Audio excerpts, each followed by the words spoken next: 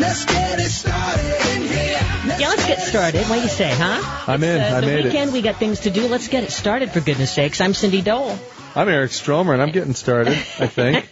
This is Home Wizards, where we love to help you just think of the possibilities and get started to improve your home and improve your life. And if you are a gardener, you are going to wish that you were here with us. If you aren't a gardener, you are still going to wish that you are here with us, because San Francisco unveils the best and the most beautiful possibilities in the garden at their show every year, and we've got to look. And here's what I love about going to these garden shows. You know what you get to do? You get to physically see how folks created fencing, for example, how they did all their raised beds, how they constructed them, how they planted and arranged the plants, and why they look the way they do. It just gives you a great lesson, inspires you. Not only to do it yourself, but maybe even to hire somebody, and then you know what you're talking about when you're trying to get something done by somebody else. Basically, they give away their secrets, and that means that we have all the secrets to give to you. So let's enter another garden. At the garden show, it's filled like with these little mini villages of living gardens where you walk through and you can feel like, oh, this is my yard, and you can take pictures and then go, I'm going to copy this. So here's one, and you can see the pictures on our website and at our Facebook page at /Home Wizards. But imagine this. You've got a lot of things, well, unless you're Eric. You used to have these things in your garage. Well, yeah, now that I've cleaned everything out, and I have nothing to make a repurposed garden with anymore. But you will. And so maybe you do too, because you might have an old wagon, or you might have an old tire or an old bathtub. So take a listen to this woman whose garden is all about repurposed things. Tell us the inspiration behind this. I mean, it's so rustic, it's so cozy. It's repurposing. That's the best way I could put it. And we are from the North Bay, up in the Sebastopol area. We deal a lot in West County. We'll go anywhere, but primarily we do a lot of country properties, and we come across properties that are littered with car parts and old tires and all sorts of things. And oftentimes you can take those things and turn them into great creative pieces of art instead of them being junk that you have to haul away. So save on dump costs, reusing things that you already have to create something gorgeous. So what's a great tip for some of our listeners to utilize some of the things that they may consider to be garbage or junk? What's something you look for when it comes to something you would place in a garden like this? And how do you know that what you see has a purpose? I mean, when you're looking at that wheel or the spigot now over the bathtub, how are you knowing that that's going to work for a fountain? So give us some ideas. Well, I'd have to say that my boss is the fountain man, and he knows how to create all of those things, and I'm just kind of learning that aspect of things. But just even in the 6 months I've worked with him, you get to start to know the plants and what different plants can do, and how you can take something, say bamboo is one of our favorite things to work with, because you can take an old ramshackle wooden ladder and turn that into a weaved piece of art with bamboo or another ivy-type plant. Like a trellis almost. Exactly. But I don't know. You just kind of have an eye for it. Dan's really got a Is that a stove over there? That's an old stove. Yeah. And actually, our bathtub is serving a dual purpose at this show. We are brewing compost tea in there. Well, that's good to hear. So you can actually drink that? No. Not well, you can. In fact, the man who invented it does drink it, but I wouldn't recommend it. Because here's the downside. I already bathed in there, and I was hoping that people weren't drinking my bath water. It was green tea with antioxidants. That's fine. It's rich. Yeah. That's what that smell was.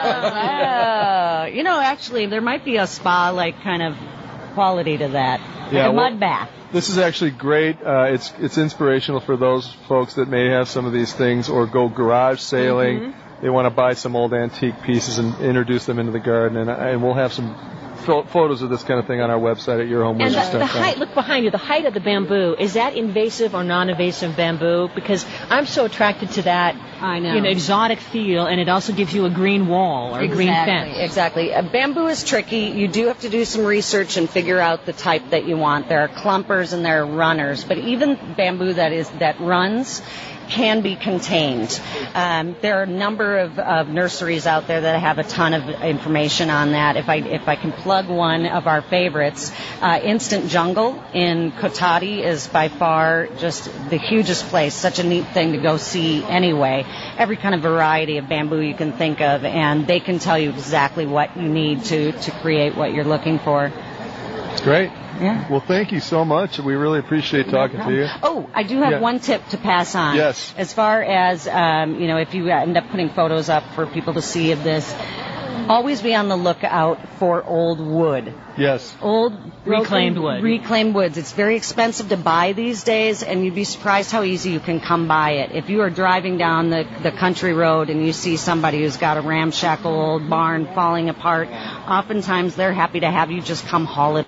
So see, haul it away. And here's the thing. Here on Home Wizards, we're big about downsizing and decluttering. And we talk about that a lot, especially with spring cleaning, on how to get rid of stuff that you don't use so you have more space to, well, accumulate more stuff, but have more space. But here, before you get rid of it, it might have a great purpose in your garden. Yeah, and speaking to the point that I threw all my stuff out last week in a half-ton, no, actually more than that, 25-yard dumpster. Wow. There's really nothing there that I could have used creatively. It wasn't pretty. Now that I've seen what you can potentially do, we're talking about like old bathtubs or great car chassis or things like that. But mine were not that. I'm glad I threw it out. And they had old faucets and old, for instance, there was a wall fountain where they used an old faucet, right, as the spigot coming down off the wall. And somebody even shored off, actually, like the side of an old barn. They had a wall. It looks a lot like movie sets. Like a facade. Yeah, like a facade. So things like that are great. But if it's just crap in the corner of your yard, throw it out. So if it's old metal, if it has a patina and it's a kind of a cool rusted, almost kind of a vintagey thing, and we saw a lot of old antiqued furniture. Old metallic. You know what else I loved? Remember, we saw a table that they cut a rectangular channel out of, like, for example, a 6-inch by maybe 2-foot strip right out of the center of the table. In a picnic table. In a picnic table. And then underneath they put like a little stainless steel trough, and then in that some succulents. Succulents, yeah. That was beautiful. Great. That's something that you could do easily. Just maybe drill some holes, and then you have the drainage, because you don't need. You want the drainage for sure. Yeah, you would drill holes. It would just drip down underneath. Yeah, beautiful. Love that. But again, you could have an old, decrepit picnic table that might be sitting around and kind of spruce it up, or maybe even make it look vintagey. Keep it old looking. Yeah. With this little succulent thing in the center.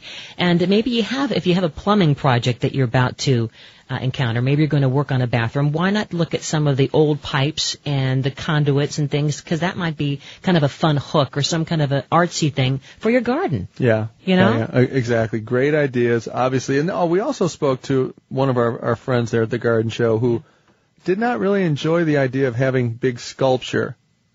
That was his idea. Don't put things in a garden to compete with how beautiful the plants are. But again, that's a taste thing. I happen to like stuff in terms of sculpture and reclaimed things. I think it gives it a nice sense of kitsch. But his opinion, let it play, let it be natural, let it be organic. Again, these are tastes that we encountered. And in terms of repurposing things, plywood. Talk about that beautiful wall. This is something that we could do, and basically it was glued together, right? Yeah, so imagine, and you may have seen stuff like this at a store in Los Angeles. I think it's on it's on Beverly. It's called Orange.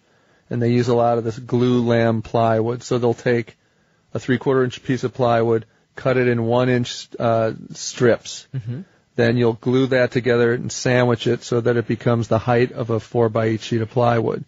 And then you can fasten that, and what you're seeing is the end grain of the plywood. And the different colors, the blondes and the caramels. Yeah, because they are layered pieces. They are layered pieces of wood, and it's all pressed together. You get this linear look that's horizontal. It's like bamboo. It's beautiful. It is stunning. If you do that outside, though, you definitely have to put a marine grade a finish on it. Otherwise, it's not going to last. But boy, was it beautiful. So we could go to the big box stores or any hardware store and get some of this plywood. Yeah, or even if you have old plywood sheets laying around, cut it in strips and then glue that together, and it gives it that amazing look of a wall of end grain plywood. It's great. Because the idea is to really section off your outdoor space, whether you have a big, huge garden, especially if a big garden, because if it's just one open, vast area. It's overwhelming, isn't it? It does. It feels like you're not going to want to go out there. You want something to almost suck you through into these little areas like Alice in Wonderland, like you're going through these little trails. And if you have a small space, even more so too, you want to feel like you have little destinations. Right. Great idea is to just look at the garden from a plan view and draw a little sketch of what it would look like, and like then your house. Exactly, and make each, like to your point, you were talking about Jamie Dury talks about this. Everything in the yard is a room. You separate it out as rooms. Yeah. Except the bathroom. Don't want it? Well, my kids unfortunately use the yard sometimes as a bathroom. Yeah, outdoor showers are still very big, of course, and outdoor kitchens, but outdoor living rooms, and the list goes on. Anyway, is it wrong to put choke collars on my kids, or those things that have the electric current when they try to use it as a restroom? Funny. Sorry. All right, you. Coming up next, as we love to bring you all the latest and greatest from the San Francisco Garden Show. Do you have people who work on your trees and cut them? Do they overcut them? Are they aesthetic pruners? Wait to hear how it's properly done, because we talked with these people that are so artistic. That and more next. Eric Stromer, Cindy Dole, we're back here on Home Wizards after this. Low, low, low. It's the time dance.